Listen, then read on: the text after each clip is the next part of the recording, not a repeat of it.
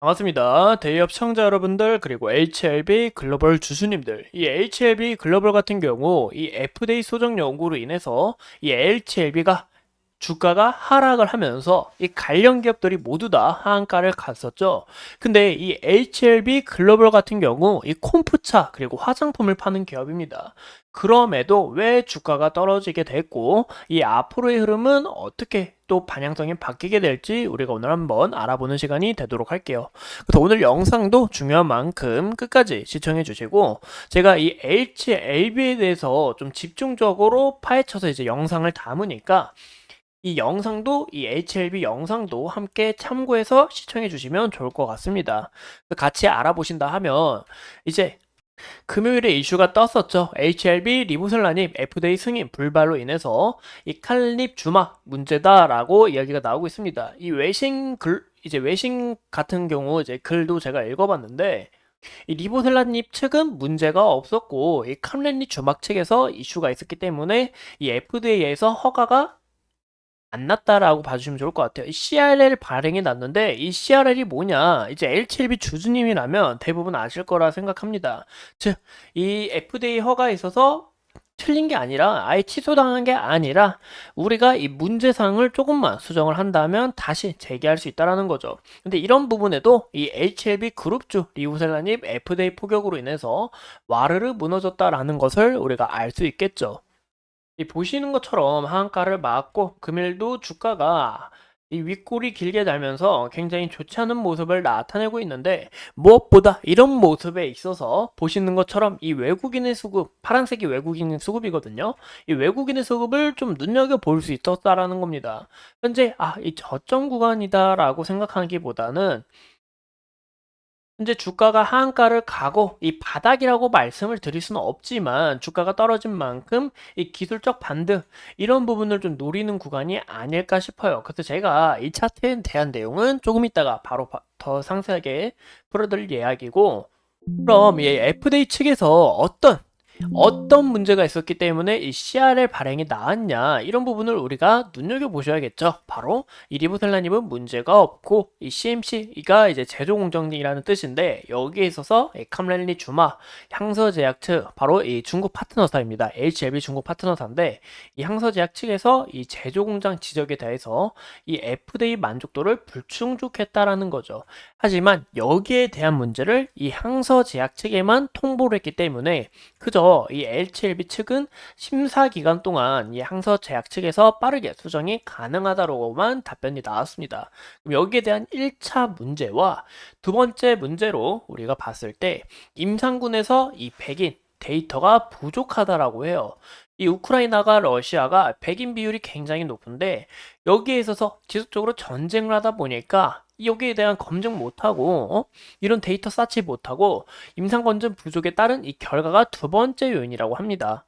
근데 여기서는 제가 의문점이 드는 거죠. 왜냐, 이 제조 공장인데 어떻게 모를 수 있냐라는 거죠. 제조 공장이고 FDA 허가 별로 남지도 않았는데 그저 항소제약 측에만 통보가 됐다라는 이유로 우리는 원인을 잘 모른다. 그저 우리가 빠르게 수정하겠다라는 부분 아마 이 주주님들을 믿음을 깨버리고 확신을 주지 못한 그런 행동들이 아닐까라고 생각을 해보고 있고 또 여기 백인 데이터에 대한 문제는 전쟁을 지속적으로 하다 보면 그러면 이 우크라이나와 러시아 지속적으로 전쟁하면 이 백인 비율 데이터 못 얻을 건데 여기에 있어서 어떤 방법으로 하자는 거죠. 어떤 방법을 대체하냐 이런 부분을 좀 상세하게 말씀을 주시면 굉장히 좋을 것 같은데 이런 부분이 좀 미묘하다 보니까 굉장히 좀 아쉬운 면모가 있지 않나라고 생각합니다. 현재 이 HLB 그룹사 같은 경우 HLB 글로벌도 이 HLB의 이 뭐 승인에 대한 이 기대감이나 뭐 하한가가 끝나고 어느 정도 좀 주가가 반등이 좀 나와줘야 그제서야 이 흐름이 좀 같이 좋게 출발하지 않을까라고 생각해 볼 수가 있을 것 같고 이 무엇보다 CRL이 발행이 되면 이 HLB 측에서 지적한 문제를 수정 및 보완을 하고 다시 이 서류를 제출해야 되는데 이 제출은 이제 최장 6개월 내에 결정이 되지만 이 부분이 연장될 수 있다는 것도 우리가 참고하시는 게 좋겠죠. 여기에 있어서 추가적으로 또 이슈가 부각이 돼야 이 HLB 글로벌 또한 좋은 흐름을 나타내 줄 수 있다는 것을 참고해 주시면 좋을 것 같습니다. 근데 무엇보다 이 HLB 글로벌 주주님들이 투자하신다면 이 대부분 잘 아실 거라 생각합니다. 뭐 어떤 부분을 아시냐? 바로 이 I'm Alive라는 이 콤부차를 판매하고 있는 기업인데도 이 HLB 지주 그룹사이기 때문에 이런 부분에서 주가가 떨어진 요인 굉장히 황당하고 너무 많이 속상하실 거라 생각해요. 그래서 우리가 이 차트를 같이 보신다고 할때 현재 주가의 모습에 있어서는 뭐 바닥이다라고 좀 확정짓기는 어렵습니다. 하지만 이 구간 지속적으로 지지를 받아주었던 이 구간대를 우리가 확인해 볼 수가 있겠죠. 그래서 이 구간대 딱 주가가 좀 지지를 받아준 흔적이 아닐까라고 추측을 해보고 있고, 이 무엇보다 이 외국인의 수급이 지속적으로 들어왔다라는 부분과 어느 정도 이 물량이 거래가 좀 사는 사람, 파는 사람 이렇게 거래가 이루어지고 있다는 것도 우리가 볼 수 있겠죠. 하지만 현재 이 개인들이 물량이 좀 지속적으로 던져지는 게 아닌가, 기간의 물량도 함께 좀 던져지는 게 아닌가라고 추측을 해볼 수가 있을 것 같고, 현재 구간 여기에 대해서 이제 바닥이라고 좀 말씀드릴 부분은 어렵지만 이 구간도 만약에 이탈하게 될 경우 지속적으로 지지를 받아주었던 이 구간까지는 우리가 함께 좀 눈여겨볼 수 있지 않을까라고 생각하고 있습니다.